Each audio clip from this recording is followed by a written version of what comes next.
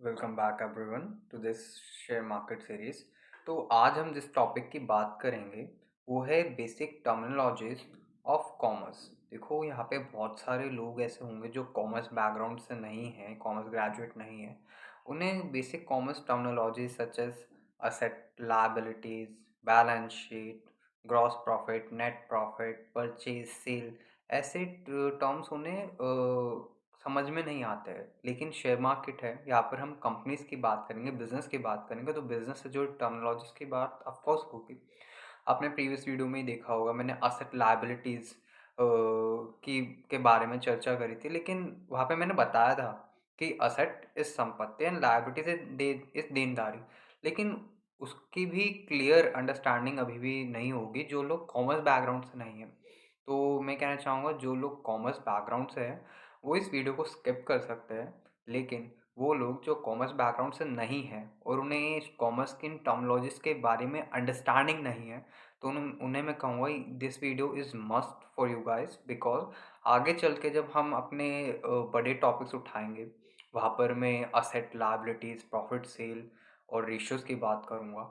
तो वहाँ पर अगर आपको ये बेसिक चीज़ों नहीं पता होगी, तो वहाँ पर आकर आपको तकलीफ़ होगी, आपको गूगल सर्च करना पड़ेगा कि ये टर्म्स होती क्या है। तो इससे बेटर कि मैं पहले ही मेन कोर्स स्टार्ट करने से पहले इन टर्मिनोलॉजीज़ की अंडरस्टैंडिंग आपको करवा दूँ, ताकि आपको आगे जाके काफ़ी ईज़ी रहे। और ये एक बिज़नेस, कॉमन बिज़नेस अंडरस्टैंडिंग है, तो ये आपको आपकी लाइफ में भी बहुत हेल्प करेगा इन जनरल। तो लेट्स स्टार्ट इट। देखिए, आप जैसे यहाँ पर देख सकते हैं, राइट? मैंने यहाँ पर दो चीज़ें ऊपर, सबसे ऊपर लिखी हुई है। एक तो है इनकम, आमदनी, एक है एक्सपेंसेस, खर्चे। ठीक है? इनकम मतलब क्या है? आमदनी। एक्सपेंसेस मतलब क्या है? खर्चे। ओके, तो let's talk about a case for now. ठीक है? मान लीजिए कि एक बंदा है, राजू।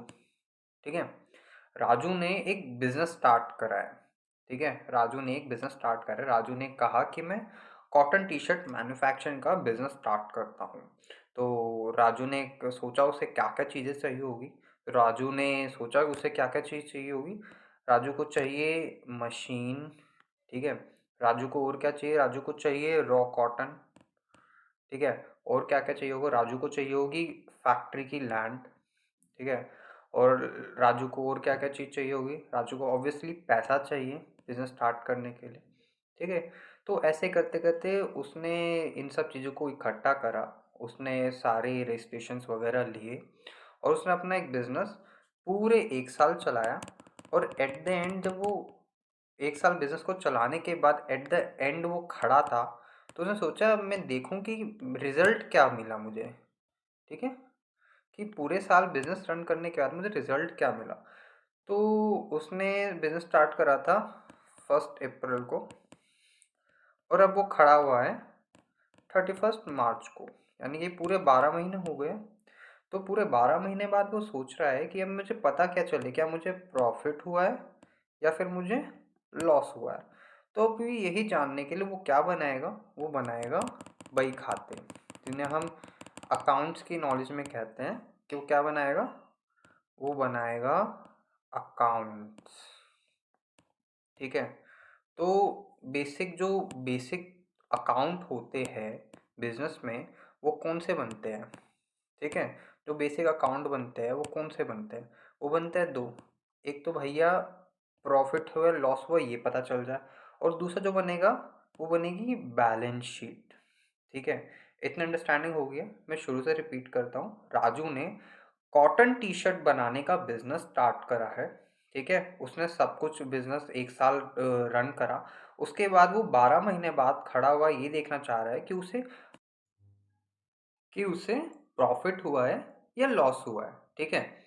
अब राजू को क्या जानना है कि उसे बिजनेस से प्रॉफिट हुआ है या लॉस हुआ है। ये जानने के लिए उसे अब क्या बनाने हैं? खाते बनाने हैं अकाउंट के। चलो, अब हम नेक्स्ट स्टेप पे आते हैं। चलो, अब थोड़ा बाहर आएंगे। तो सबसे पहले आप देखोगे मैंने यहाँ पर दो पार्टीशन करे हैं। आप देखोगे ना, मैंने पार्टीशन करा हुआ है बीच में। ठीक है।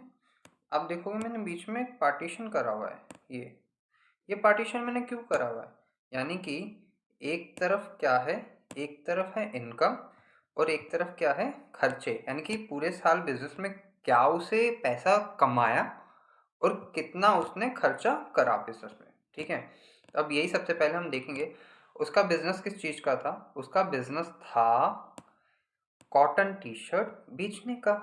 तो उसने कॉटन टी शर्ट क्या करी, बेची, जिससे उसे कितने रुपए मिले, उसे 10 लाख रुपए मिले। यानी कि उसने कॉटन टी शर्ट बनाकर बेचकर कितने पैसे कमाए, उसने 10 लाख रुपए कमाए।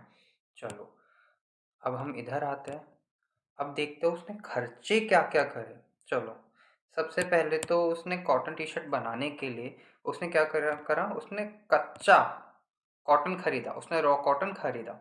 ठीक है, उसके बाद उसने उन रॉ कॉटन को मशीन में डालकर उसने क्या बनाया, कपड़ा बनाया, और कपड़े से उसने टी शर्ट बनाई, इतना हमें पता है। ठीक है, कॉटन से उसने क्या बनाया, क्लॉथ बनाया, और क्लॉथ से उसने क्या बनाई, टी शर्ट। ओके, चलो अब इस प्रोसेस को बनाने के लिए वो मशीन अपने आप तो चलेगी नहीं, उन्हें चलाने के लिए वर्कर्स रखे, और वर्कर्स को क्या दी, मजदूरी दी, वेजेस दी। तो उसने प्रो जो कॉटन खरीदा वो खरीदा 2 लाख का, उसने जो मजदूरी दी वो दी 1 लाख की, और उसने जो अदर जितने भी और बाकी छोटे मोटे मिला के जितने भी अदर प्रोडक्शन कॉस्ट उसके लगी, वो लगी 50,000 रुपये की। तो उसने आप देखो लगभग लगभग उसके खर्चे हुए हैं 2 लाख 3 लाख, यानी कि 3,50,000 के उसके क्या हो गए, खर्चे हो गए। चलो ठीक है, उसके इतने खर्चे हो गए, चलो कोई नहीं। अब देखेंगे कि राजू ने क्या करा, राजू ने 10 लाख तो बेच दिया और 3.5 लाख के उसके खर्चे हो गए, यानी कि उसको प्रॉफिट कितना हुआ, उसके सिर्फ और सिर्फ मैन्युफैक्चरिंग से उसे कितना प्रॉफिट हुआ। ठीक है, अभी मैंने और खर्चे नहीं गिने, अभी मैंने कहा कि उसे मैन्युफैक्चरिंग यानी कि फैक्ट्री का प्रॉफिट कितना हुआ। तो आप देखोगे कि यहाँ पर लगभग लगभग उसे फैक्ट्री का प्रॉफिट हुआ है 6.5 लाख का, है ना। 10 लाख उसने बेचा, 3.5 लाख उसका खर्चा हुआ, यानी कि उसका जो ग्रॉस प्रॉफिट यानी कि मैन्युफैक्चरिंग से जो उसका मुनाफा हुआ वो हुआ है 6.5 लाख रुपयों का। ठीक है, इतनी बात समझ में आई।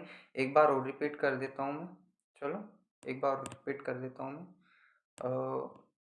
हमने दो पार्टीशन करे, एक जगह हमने इनकम लिखी, दूसरी जगह हमने एक्सपेंसेस लिखे। राजू की इनकम जो हुई है बिजनेस की, वो किस चीज़ का बिजनेस था, कॉटन टी शर्ट बेचने का बिजनेस था। तो उसने टी शर्ट बेच के 10 लाख रुपए कमाया। ठीक है, फिर आते हैं कि राजू ने कॉटन टी शर्ट बेचने के लिए उसने क्या करा, उसने सबसे पहले कच्ची रुई मंगाई, उसके बाद उसे प्रोसेस करने के लिए मजदूर लगाया, और अदर प्रोडक्शन कॉस्ट इनकर हुई, जिसमें उसके खर्च हो गए लगभग लगभग 3.5 लाख रुपए।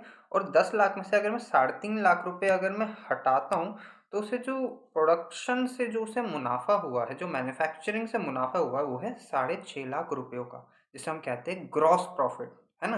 यानी कि जो उसे प्रोडक्शन के थ्रू जो मुनाफा हुआ है वो हुआ है उसे कितना, 6.5 लाख रुपयों का। ठीक है, मैंने रिपीट कर दिया एक बार वो, ताकि अंडरस्टैंडिंग रहे। चलो अब नीचे आ जाते हैं। अब मैंने जो ऊपर 6.5 लाख रुपए ग्रॉस प्रॉफिट का मुनाफा ऊपर लिखा था, अब मैं एक दूसरा अकाउंट बना रहा हूँ, उसमें मैंने उस मुनाफे को इधर लिख दिया 6.5 लाख।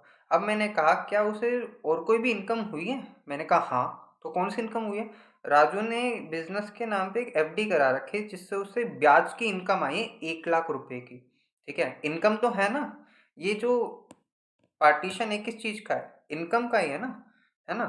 तो यहाँ पर जो भी चीज़ें आएगी वो इनकम की आएगी नीचे, है ना।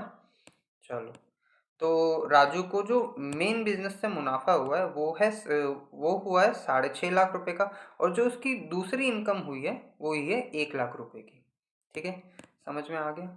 चलो अब जो इसकी टोटल इनकम हो गई है राजू की, वो आप देखोगे उसके बिजनेस की वो हो गई है 7.5 लाख रुपयों की, है ना।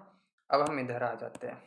देखो देखो, ऊपर हमने जो बात करी थी वो करी थी प्रोडक्शन से रिलेटेड खर्चों की। ठीक है, जो ये खर्चे है ये सारे प्रोडक्शन से रिलेटेड खर्चे है ना, टी शर्ट को बनाने से रिलेटेड खर्चे है, डायरेक्ट कॉस्ट, यानी कि मेरी डायरेक्ट मैन्युफैक्चरिंग कॉस्ट इधर आ रही है।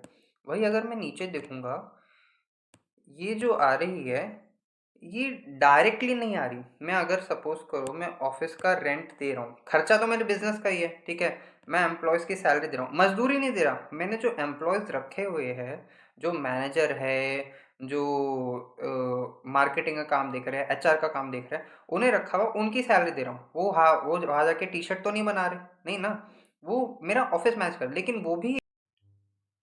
वो भी है तो मेरे बिजनेस का ही ना। इसीलिए यहाँ पर जो खर्चे आ रहे, ये है बिजनेस को मैनेज करने के खर्चे, है ना।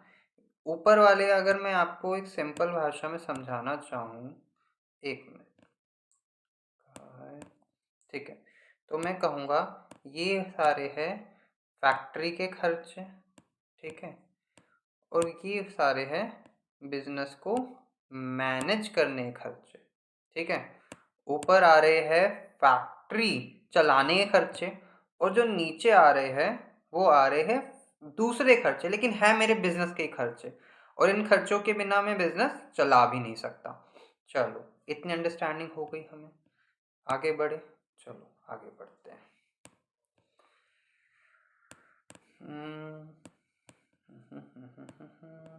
चलो, अब हम कहाँ थे? अब हम यहाँ थे।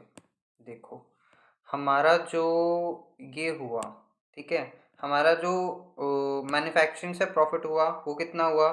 6.5 लाख का। हमने एक और इनकम कमाई 1 लाख की, तो हमारी टोटल इनकम कितनी हो गई बिजनेस की? 7.5 लाख की। चलिए, अब 7.5 लाख में से आप देखोगे, आपने ऑफिस का रेंट दिया, फैक्ट्री लैंड आपके, लेकिन ऑफिस के लिए आपने रेंट पे ले लिया, ठीक है। तो उसका साल भर आपने रेंट दिया, ठीक है। ऑफिस के एम्प्लॉयज़ रखे थे परमानेंट, उनकी सैलरी दी, ठीक है। तो ये खर्चे हो गए।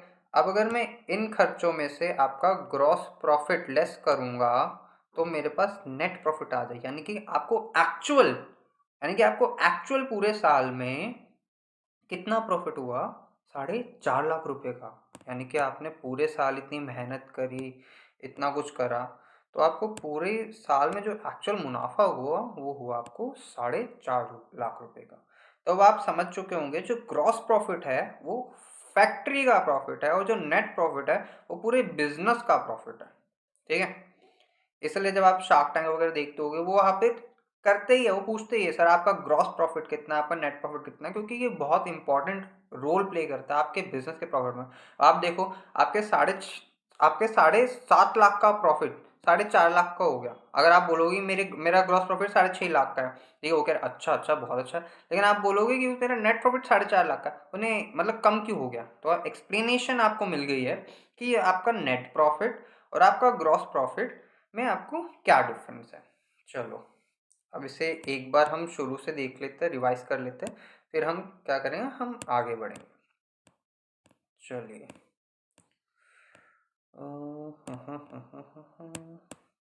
ठीक है, चलिए सब मिटा देते हैं एक बार। हो गया क्लीन। चलिए, अब आप देख सकते हैं यहाँ पर पूरा आप ओवरव्यू लीजिए, ठीक है। यहाँ पे आई इनकम, यहाँ पे आए खर्चे। इनकम मेरी क्या हुई? पूरे साल में मैंने कॉटन टी शर्ट बना के बेची, 10 लाख रुपए मेरे को वहाँ से इनकम आई, ठीक है। मैंने एक एफडी करा रखी थी, मेरी वो इनकम आई, मेरी टोटल इनकम आई पूरे बिजनेस से 7.5 लाख रुपए की। वही मैं देखूँ, अगर मुझे देखना है मेरा फैक्ट्री प्रॉफिट कितना है, तो मुझे यहाँ पे एक बार ब्रेक लेना पड़ा और मेरे को टोटल यहाँ पे ऊपर करना पड़ा एक बार, ठीक है। तो अब मैं यहाँ देखूंगा, मेरे 2 लाख के कच्ची रुई खरीदी, वो खर्चा हुआ, मैंने मजदूरी दी 1 लाख, वो खर्चा हुआ, और अदर प्रोडक्शन रिलेटेड खर्चे हुए। तो मेरा ग्रॉस प्रॉफिट कितना है? 6.5 लाख रुपए का। मैंने ग्रॉस प्रॉफिट यहाँ लेकर आया, फिर मैंने अपनी अदर इनकम ऐड करी।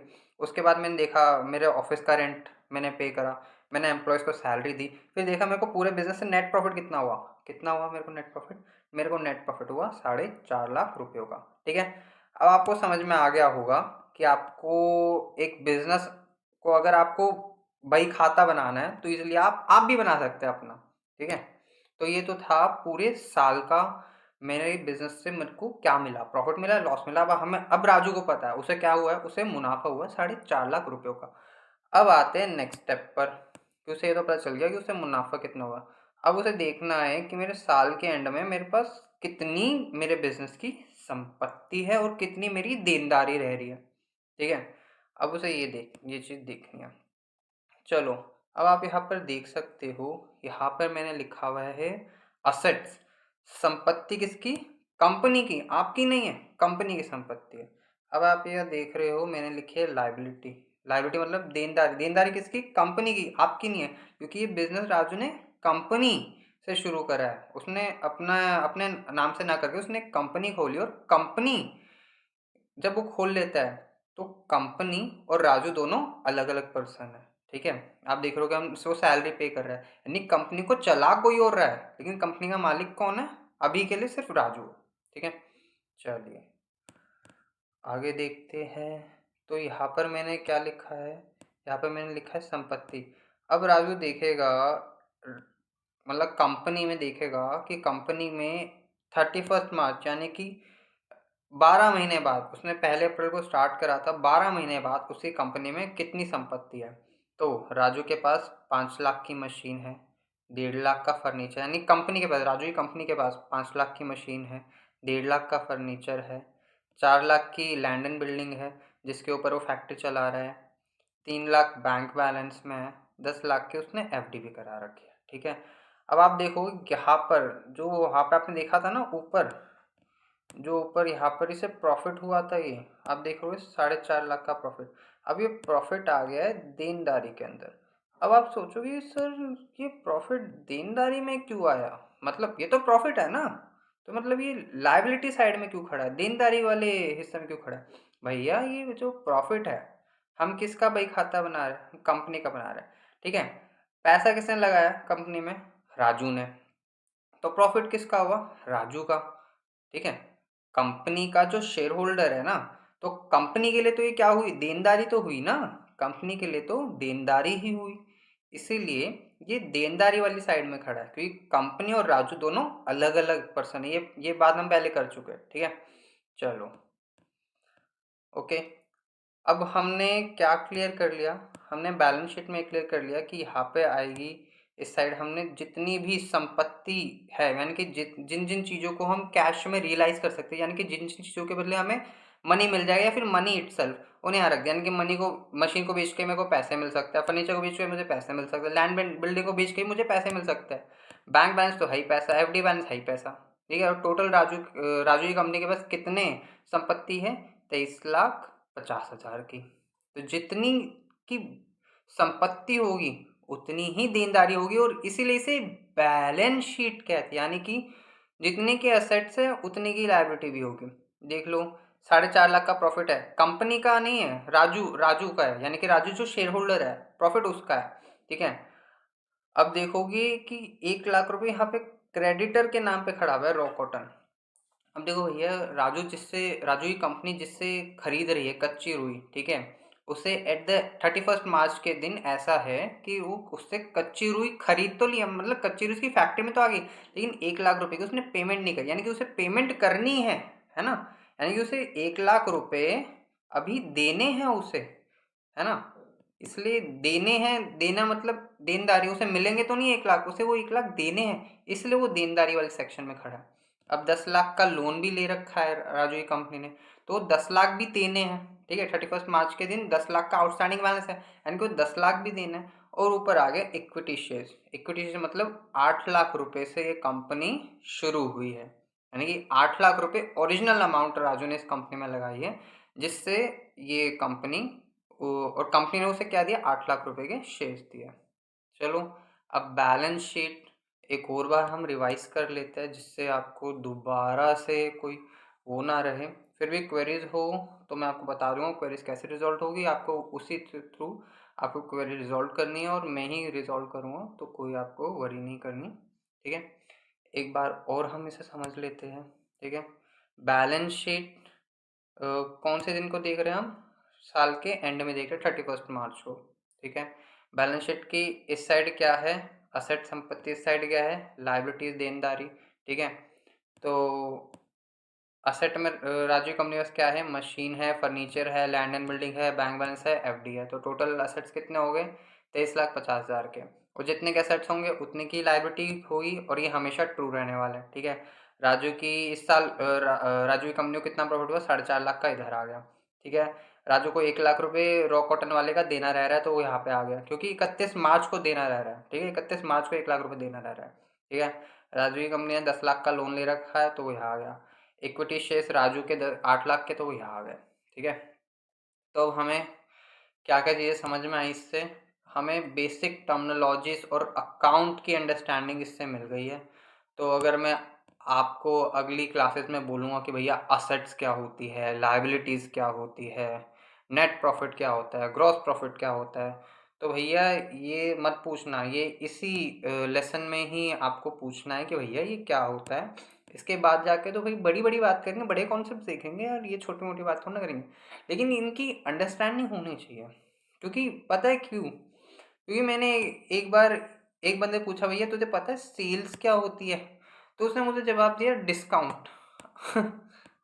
उसने बोला सेल्स मतलब डिस्काउंट होता है। अब ये कई लोगों की कॉमन अंडरस्टैंडिंग हो सकती है, कई लोगों की नहीं भी हो सकती। लेकिन मुझे लगता है नॉन कॉमर्स बैकग्राउंड वालों को बहुत सारी कॉमर्स टर्मिनोलॉजीज में अभी भी दिक्कत आती है। इसलिए मैंने ये टॉपिक उठाया, इसे कंप्लीट कवर करा। इसके रिलेटेड कोई क्वेरीज हो प्लीज़ पूछ लेना, उसके बाद ही आगे बढ़ना। मैं अगर इन केस नहीं रिजॉल्व कर पा रहा हूँ टाइमली, तो आप गूगल करो, यूट्यूब करो, लेकिन रिजॉल्व कर कर फिर आगे क्लास में बढ़ो। ओके, चलो इतना हो गया। चलो अब थैंक्स, नेक्स्ट क्लास में मिलते हैं। शुक्रिया मेरे साथ इतनी देर रहने के लिए, थैंक्स। चलो नेक्स्ट क्लास में मिलते हैं, बाय।